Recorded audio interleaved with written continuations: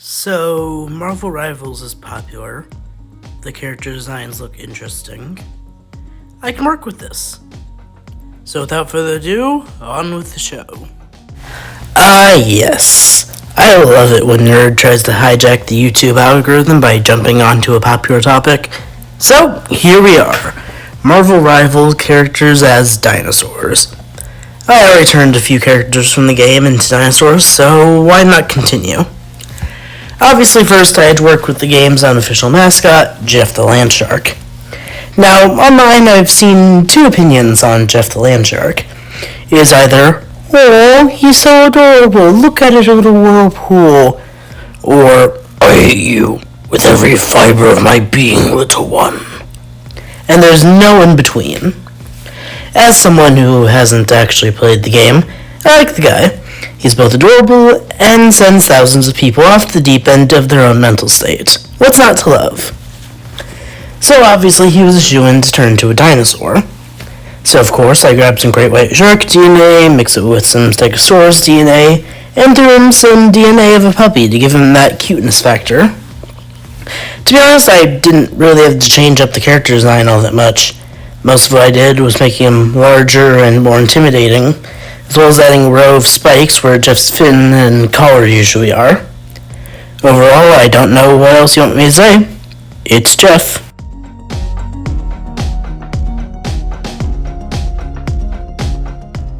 Next, I decided to work with one of the newest characters entered the game, Mr. Fantastic. And, you know what? I was originally planning to talk about how I made this dinosaur based off of Brachiosaurus, and add some octopus DNA to make it more elastic. However, I'm not going to. Instead, I'm going to rant about why Mr. Fantastic is one of my least favorite characters in comic book history.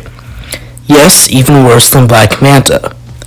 So basically, I'm autistic, and let me say that the representation we have in comic books is very thin.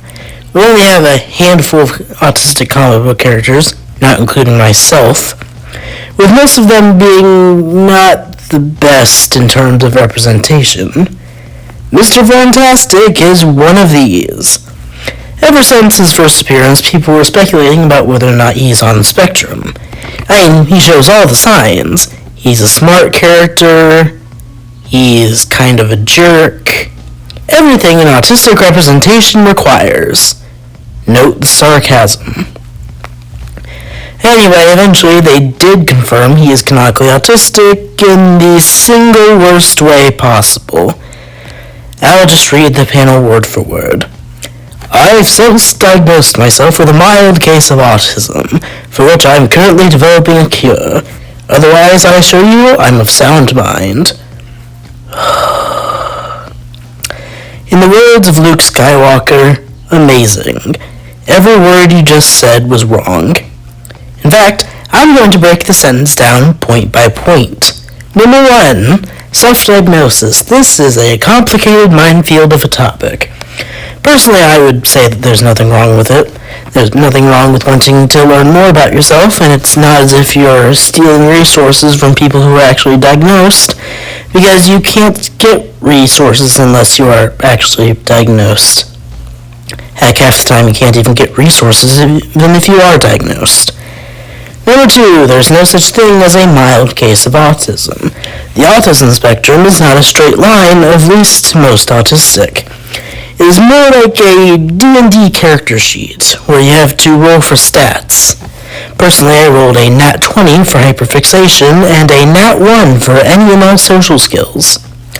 Number 3, you cannot cure autism, nor would you want to. Most autistic people don't want or need to be cured, and Reed Richards really should not be wasting time on this. And finally, number 4, autism is not the same as insanity. Insanity is not even a psychological term, as much as it is a legal one.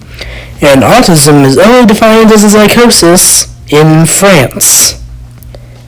Anyway, we were talking about dinosaurs.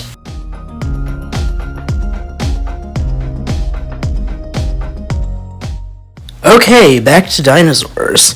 Next character that I decided to work with was Squirrel Girl. For some reason, she's become a fan favorite character in the game.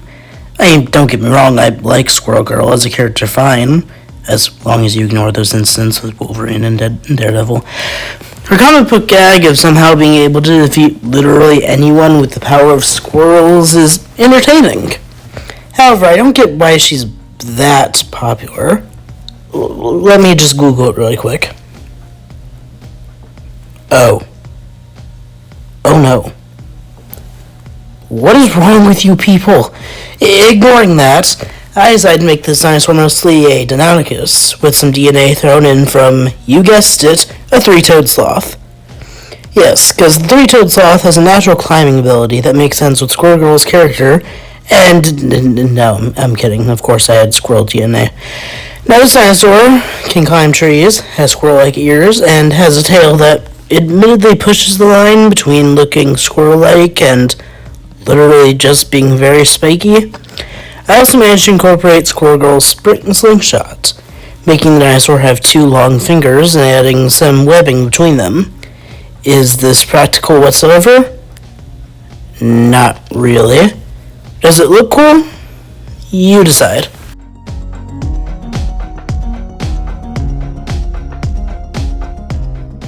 The last dinosaur that we'll be looking over today is actually two dinosaurs. That's right, this is Cloak and Dagger. Though I've never read that many of their comics or watched that TV show that everyone forgot about, I always found the concept of Cloak and Dagger interesting. So of course, I took the opportunity to turn them into a dinosaur. Well, technically I turned one into a dinosaur and one into a flying reptile, but whatever, semantics. The first of the two that I made was Dagger. I based her design mostly off of a Therizinosaurus. You know, those dinosaurs with the long blades for claws.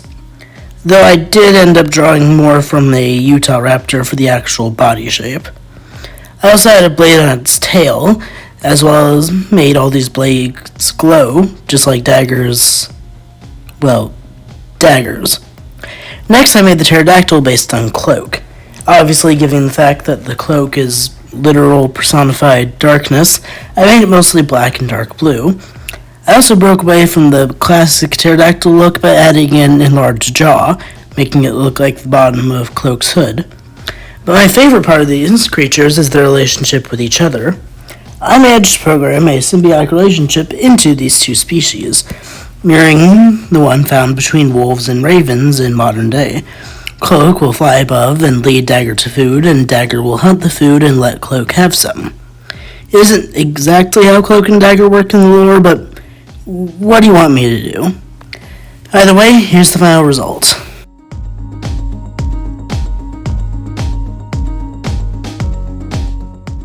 If there's anything else you want me to do with Marvel Rivals, comment below. But until then, goodbye, and I will remember you all in therapy.